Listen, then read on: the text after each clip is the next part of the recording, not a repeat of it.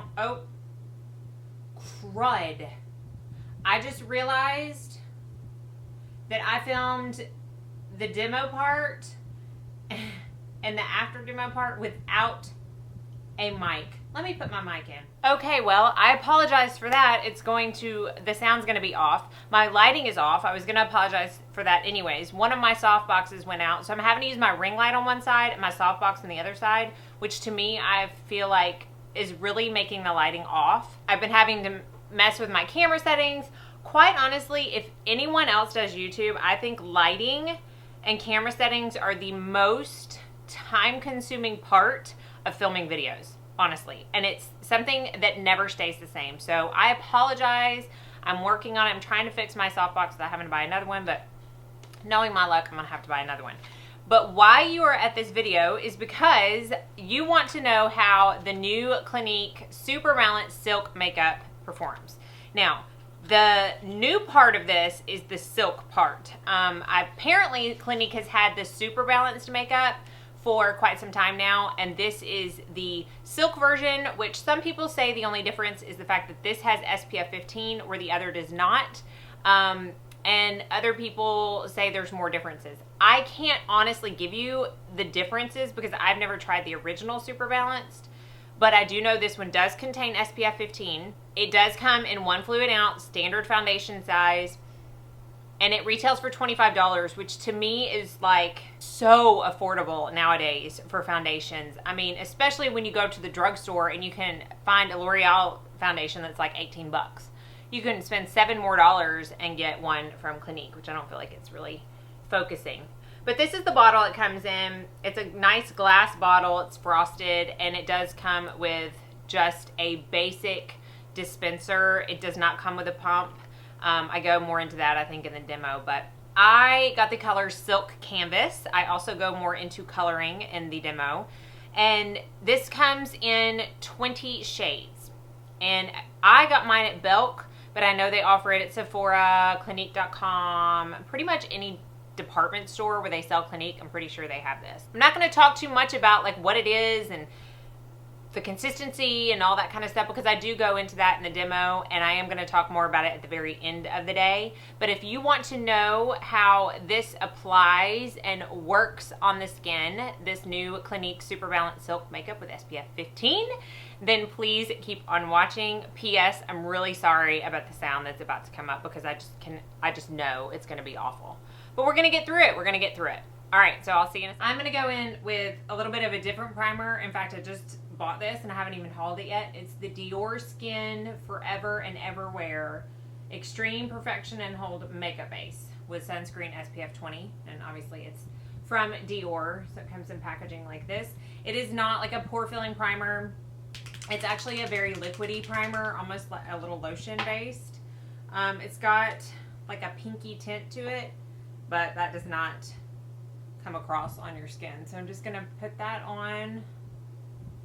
Again, this is not a pore filler, so we'll be able to see how the actual foundation helps with pores.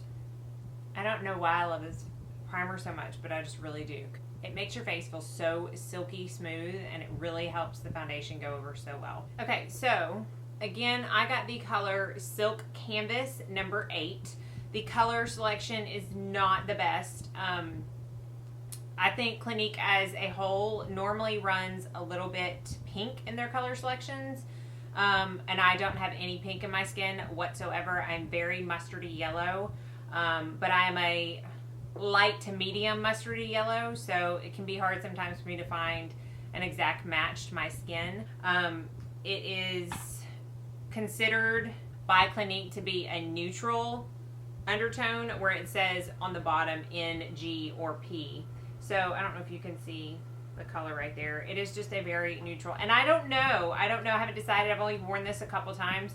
I feel like it does kind of turn a little pink on me throughout the day.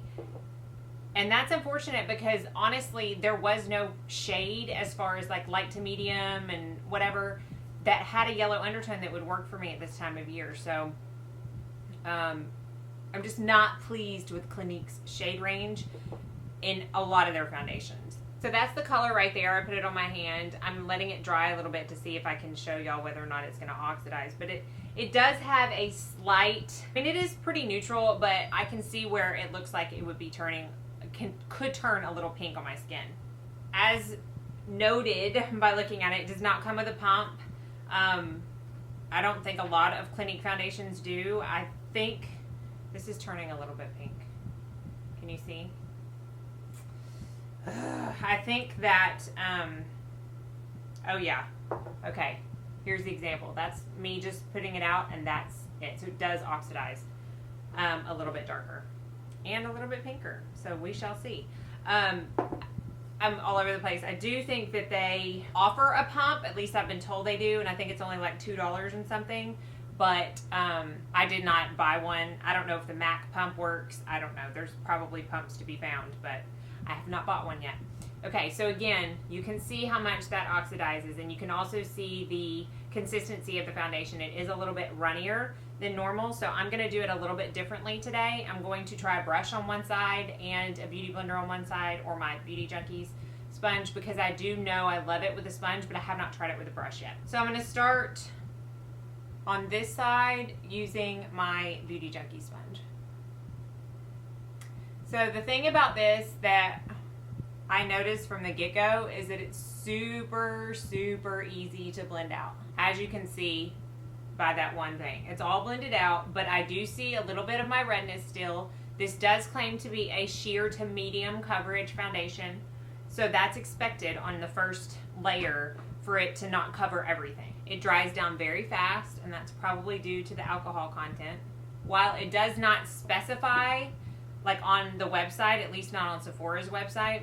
Okay, so I take that back. It doesn't specify on Sephora website, but I'm on the Clinique.com website, and it does say that it is a foundation that claims to control oil, yet hydrate where needed, and that it's ideal, I'll get this, for dry combination to oily skin types. Isn't that every skin type? So are they saying, I guess they're saying it's ideal for every skin type, but when I went to purchase it, the woman at the counter, when I said I wanted to look at it, she said, oh, do you have combination to oily skin? So I guess they're trying to gear it more towards combination to oily skin, which would make sense considering the alcohol content. Most foundations that have alcohol will be geared more towards oily skin.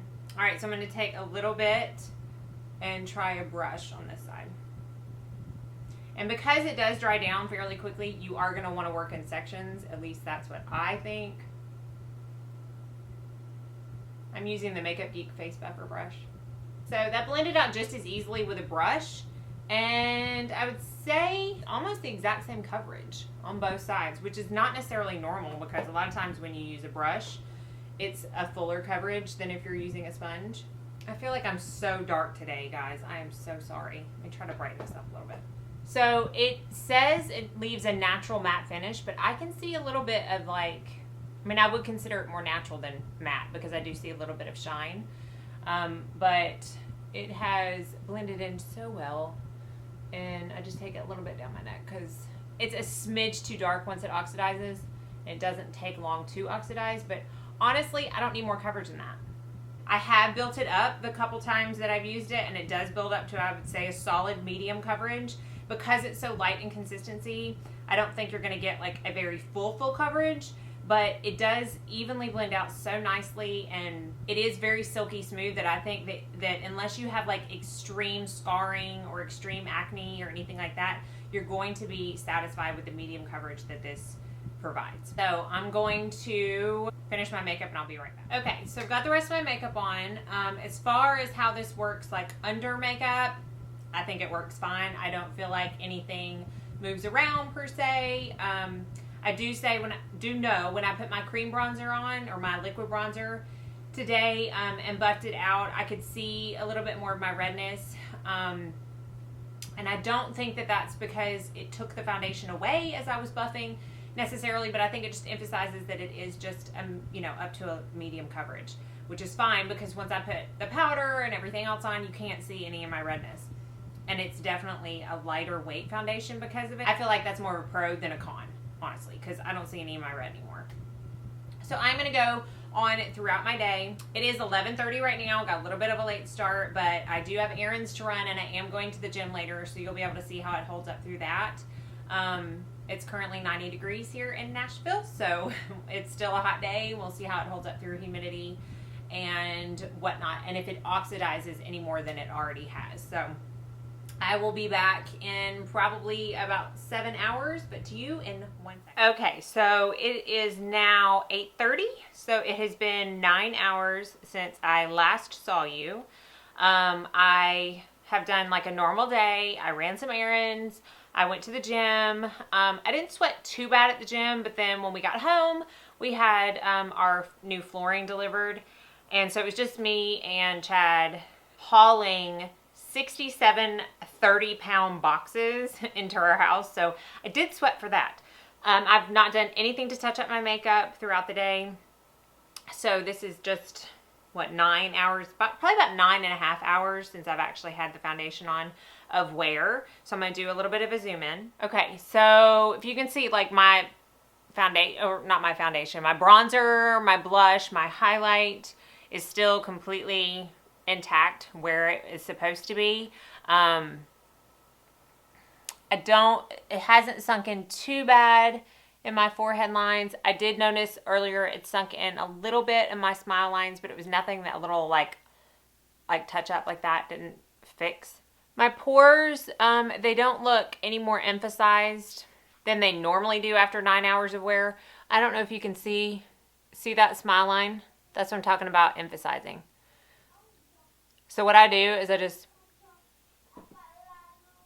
do that, and it kind of takes it away a little bit, but I think it's had its toll. So it does sink into like deeper lines like that. I do want to point out, I think I vaguely touched on this, that denatured alcohol is like the 7th or so ingredient in this foundation. That is not uncommon in a foundation, especially one suited for more oilier skin types. Denatured alcohol is also in L'Oreal Infallible Pro Glow. It's in my beloved Shiseido Secro Skin. It's in a lot of foundations. And there are some people who will tell you that it absolutely is the worst thing you could ever put on your face.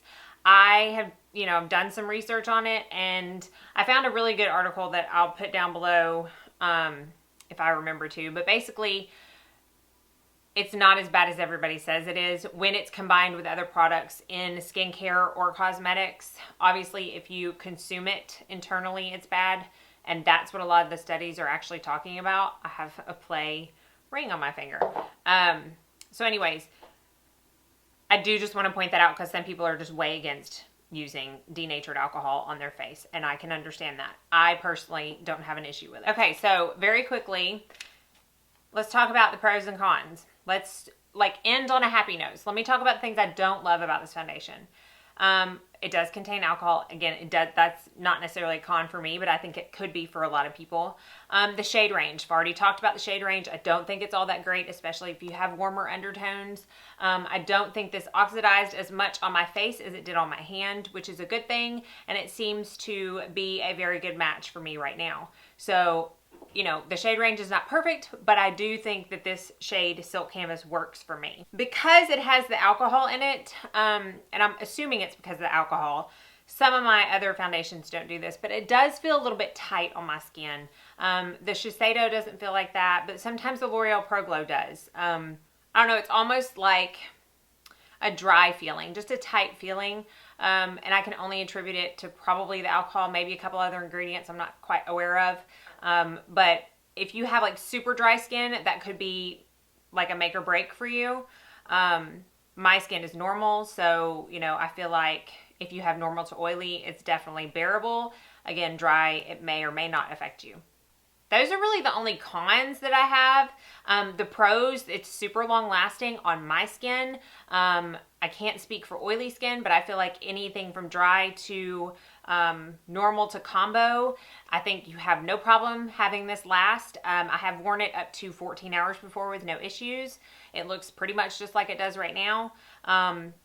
It is a super silky smooth finish. I think it goes on just as well with a brush as it does a sponge, which I cannot say for many foundations at all. So I think that's a huge A+ in my book, because some people just prefer brushes over sponges and vice versa. And with this working with both, I think that that's a huge pro. It blends flawlessly with either application, brush or sponge.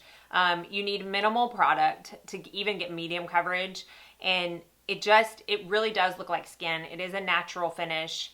It says it's a natural matte. I don't find it to be too matte. It's definitely not dull looking, and it certainly does not make you look flat. So I do think it gives a very flawless skin-like appearance with like a natural finish. And finally, the biggest pro I think in my book is the price. $25 for a 1 ounce higher end foundation, to me, you cannot beat. You just cannot beat, especially when, you know, so many of these foundations are coming out with the luxury brands that are like $100, $150, $200. And, you know, people get sucked in, especially with like YouTube videos that are reviewing these things. I just don't think that you have to have a $150 foundation to get a nice finish. As you can see, I think it's a really nice finish foundation. Is it going to make my top 5? Probably not, but I'm certainly not returning it. And I can't even really say why it wouldn't make my top 5. I think maybe because of the tight feeling and the fact that it is just medium coverage. Sometimes I want really full coverage, but really those aren't cons. So it is a good foundation. I can't find anything that makes me say to you that no, don't get it. Like there's this one thing that's make or break, and it's totally making my decision. I can't find that. I just really can't. I hope that this review was somewhat helpful. I know sometimes people say in the comments that I have like such great skin and it's hard to see whether a foundation really works, and you know, every foundation has to work, and that's just not true. Every foundation does not work for me, like at all, period. I have had really good luck with foundations lately, but you know, just because I tend to have non-problematic skin doesn't mean that I can't give like a valid, honest review on something. So I just hope that you all trust what I'm saying and know that I'm honest in my reviews. And if I think that something's really not going to work for problematic skin, then I'm going to include that in my review. Even though I don't have problematic skin, I work with a lot of different types of skin. So I do know what problematic skin is like. I know what products do on problematic skin. I know how products work on problematic skin. So just know that. I don't know why I felt like going on that tangent. I've had a few comments that have kind of made me feel like I had to justify it. So that's it. I hope you enjoyed the review. Let me know if you decide to try this foundation or if you already have. Again, I'm very pleasantly surprised, and I look forward to using it some more. So if you have any questions or comments, be sure to leave them down. If you have not subscribed already, please do so. I don't want you to miss out. I will be doing a Makeup Atelier foundation review very soon, and another one I'm thinking about purchasing to review for y'all. So as always, thank you so much for watching. I hope y'all have a very blessed day.